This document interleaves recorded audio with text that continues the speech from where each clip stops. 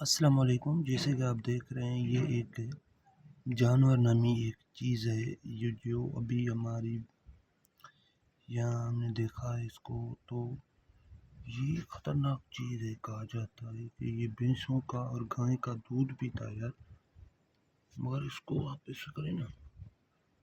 ओ भाई साहब, ओ भाई साहब,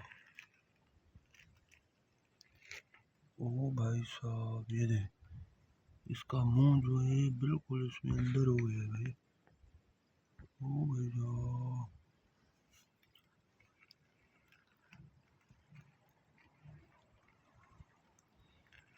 चीज़ होती है भाई।